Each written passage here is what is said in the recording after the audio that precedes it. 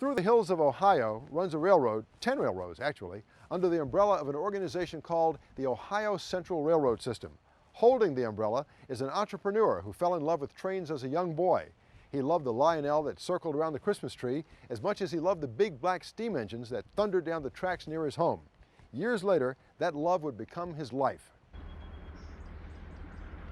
The Ohio Central Railroad System is a network of 10 commonly managed and operated short-line railroads cruising along hundreds of miles of track throughout Ohio and Pennsylvania. Some of the lines had been abandoned, or were soon to be, when they were brought to life once again beginning back in the 1980s. And success looks good on the Ohio Central. There is steam and there is diesel. There is old and there is new. She hauls everything from coal and metal to lumber and corn syrup. It is a well-managed and modern freight railroad that has become an important part of the economic backbone of this part of the country. In an industry that once struggled, it is a business model that has found its niche and now thrives.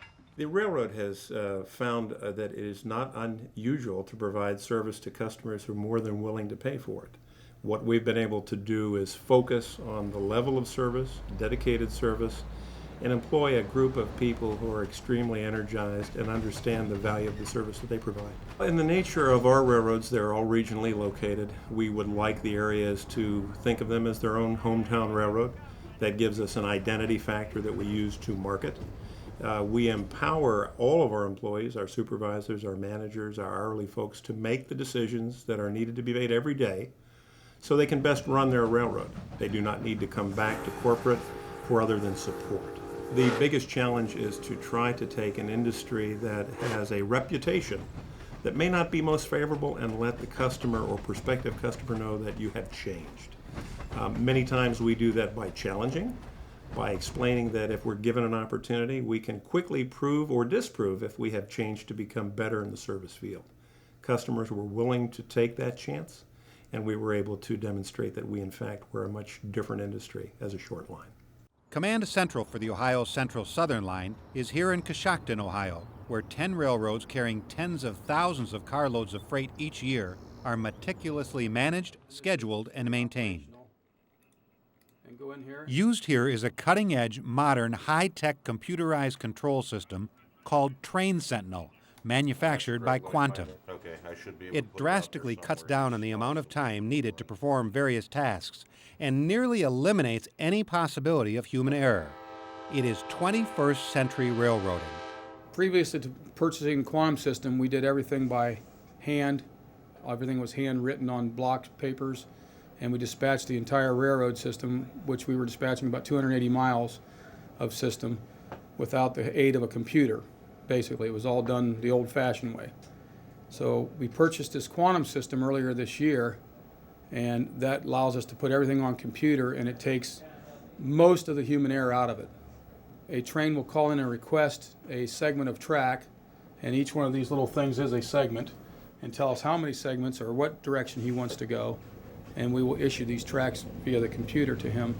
The system knows where the train is right now by them telling us where they are, but eventually, which is new and not been used in the rail industry before, it will know by GPS satellite where the train is and actually control the train. What has never been done before is they've tracked trains like many other things, ships and everything else, with satellite. We are going to track these trains by satellite, both the front and the rear portion of the train, and then we are going to connect these computers to the air brake system, the locomotive, and we can actually control the train from here. But running a railroad operation like this is not all high-tech. Increasing the size of a tunnel to accommodate new, larger coal cars requires a good deal of earth moving. There is an astronomical amount of manual labor involved, seen here at the Morgan Run shops, where different things are renewed, refurbished, built from scratch, and even created. And it's not all modern either. The beautiful old bridges in Zanesville still lift and swing the same way they did decades ago, when the town was growing up, just like the railroad industry was. It's things like this that are constant reminders of our history. The railroad also maintains an impressive collection of vintage steam and diesel locomotives. Some are museum-quality pieces which give passers-by a chance to see railroad history up close. We started the steam program the same year that the Ohio Central started. That was 1988. We finished the restoration of the one locomotive, the 1551, and put it in service in November of that year for some test runs. And then in the spring of 1989, we started our little one-hour trips on a daily basis between May and October in Sugar Creek, Ohio. And from then on, it just kind of kept blossoming. That was our first engine on the property, and the owner enjoys steam, and that was the main reason why he actually purchased the Ohio Central. His vision was we'll move freight, but what a wonderful place through the Amish country that we could run steam locomotives and pull, passenger trains on these little one-hour trips. So that was the deciding factor to continue to grow with more cars and more locomotives. Owner Jerry Joe Jacobson built this company piece by piece. His love of trains began long before his name was ever on the masthead. From the trains that rolled on the tracks outside of his Indiana home to the model trains that rolled around his Christmas tree as a young boy, Jacobson has always felt the pull. And back in 1957, when at the age of 14, he was given a ride on a B&O steam locomotive pulling a freight train through Cuyahoga Falls, Ohio, Jerry fell in love. It was that moment that gave birth to the dream that became the Ohio Central.